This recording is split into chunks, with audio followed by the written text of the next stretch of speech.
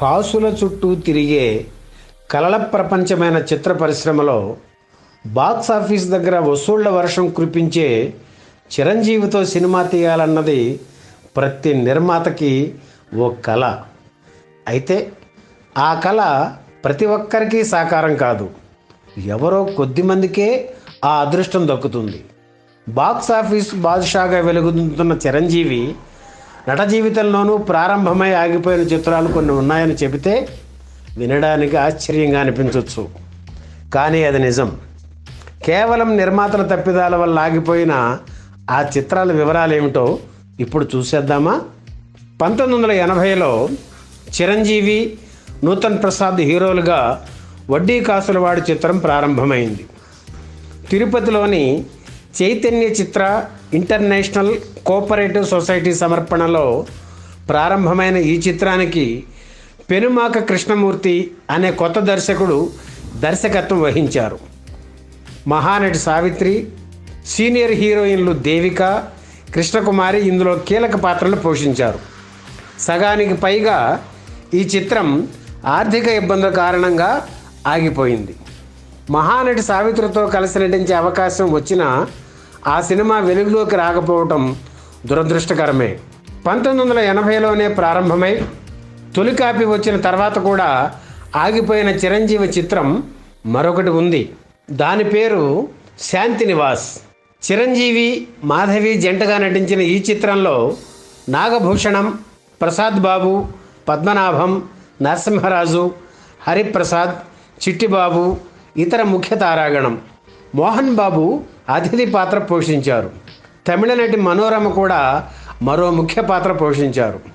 పగడాల పడవ అనే చిత్రానికి దర్శకత్వం వహించిన ఎంవి బాబు ఈ సినిమాకు దర్శకుడు. ఉదయ్ భాస్కర్, సైదారెడ్డి నిర్మాతలు.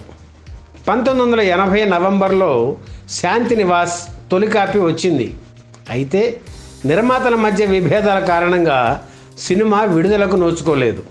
చిరంజీవి ద్విపాత్రాభినయంతో 1981లో పెద్ద పులి చిన్న పులి చిత్రం ప్రారంభమైంది. అంతకుముందు ఏడాదే నకిలీ మనిషి చిత్రంలో 2 పాత్రలు తొలిసారిగా పోషించారు చిరంజీవి. మరోసారి ద్విపాత్రాభినయం అనగానే పెద్ద పులి చిన్న పులి చిత్రాన్ని అంగీకరించారు Chiranjeevi.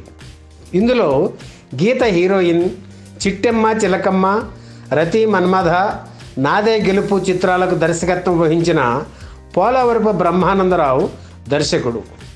P Venkateswarlu, P Suryanarayana, P Rangaiah నిర్మాతలు. ఈ సినిమాలో గీత హీరోయిన్. కొన్ని రోజులు వర్క్ జరిగిన తర్వాత దర్శకుడు మారిపోయాడు. బ్రహ్మానందరావు ప్లేస్లోకి పి చంద్రశేఖర్ రెడ్డి వచ్చారు. కథలో జరిగిన మార్పుల కారణంగా గీతతో పాటు కవిత కూడా మరో హీరోయిన్గా వచ్చారు. ఇంకా 10% యాక్షన్ పార్ట్ మిగిలి ఉండగా చిత్ర నిర్మాతల్లో ఒకరు అకస్మాత్తుగా చనిపోయారు. దాంతో షూటింగ్కు బ్రేక్ పడింది. ఆ తర్వాత కొంతకాలానికి మిగిలిన షూటింగ్ను పూర్తి చేయడానికి ప్రయత్నం జరిగింది, కానీ వీలు పడక వదిలేశారు. జగదేక వీరుడు, అతిలోక సుందరి చిత్రానికి ముందే అంటే 1986లోనే చిరంజీవి, శ్రీదేవి కాంబినేషన్లో ఒక చిత్రం మొదలై ఆగిపోయింది. ఇది శ్రీదేవి సొంత చిత్రం కావడం గమనార్హం.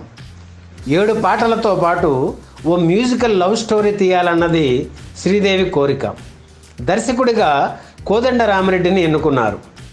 1986 డిసెంబర్ 6న ఏవిఎం స్టూడియోలో కెమెరా స్విచ్ ఆన్ చేసి షూటింగ్కు శ్రీకారం చుట్టారు తమిళనాడు అప్పటి ముఖ్యమంత్రి ఎంజీఆర్.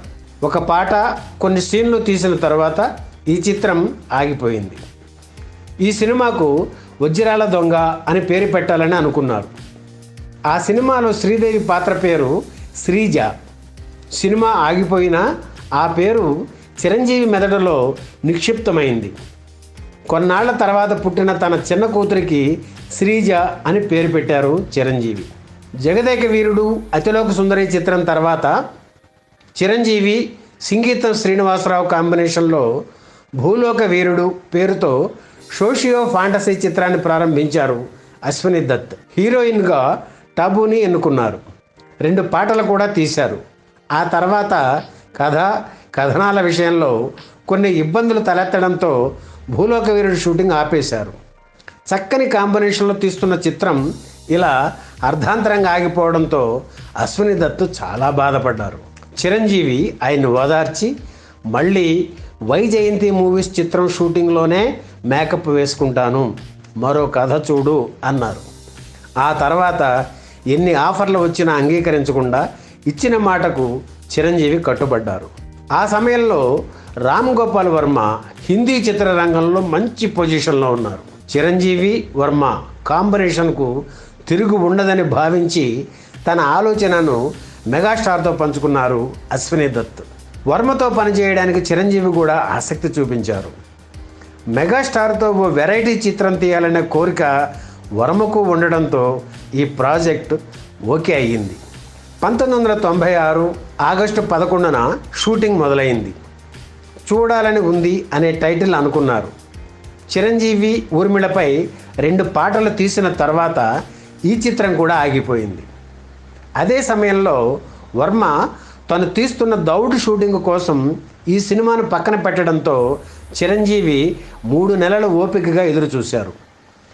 ఆయన డేట్స్ కోసం ఎంతోమంది నిర్మాతలు ఎదురు చూస్తున్నారు. అందుకే ఒక సినిమా కోసం వెయిట్ చేస్తూ మిగిలిన నిర్మాతలను ఇబ్బంది పెట్టడం ఇష్టం లేక కొత్త చిత్రాలకు గ్రీన్ సిగ్నల్ ఇచ్చేశారు చిరంజీవి. మెగాస్టార్ చిరంజీవిని హాలీవుడ్కు పరిచయం చేయాలనే ఉద్దేశంతో 49 కోట్ల రూపాయల బడ్జెట్తో 1999 ఆగస్టు 21 రాత్రి the return of the thief of Baghdad చిత్రాన్ని ప్రారంభించారు రమేష్ కృష్ణమూర్తి, సుందరస్వామి, మహాదేవ గణేష్.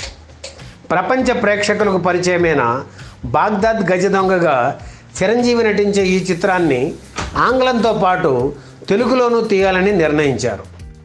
తెలుగు వెర్షన్ పేరు అబూ బాగ్దాద్ గజ దొంగ. హాలీవుడ్ చిత్రానికి దచెన్ జెర్సీ, తెలుగు చిత్రానికి సురేష్ కృష్ణ దర్శకులు. ఐశ్వర్య రాయ్, కరిష్మా కపూర్, రాణి ముఖర్జీ, సిమ్రాన్ పేర్లు హీరోయిన్ పాత్ర కోసం పరిశీలించారు. హైదరాబాద్లో ప్రారంభమై రాజస్థాన్లో ఒక షెడ్యూల్ జరుపుకున్న ఈ సినిమా కూడా ఆగిపోయింది. ఈ వీడియో మీకు నచ్చితే లైక్ చేయండి, షేర్ చేయండి, వెంటనే సబ్స్క్రైబ్ కూడా చేయండి.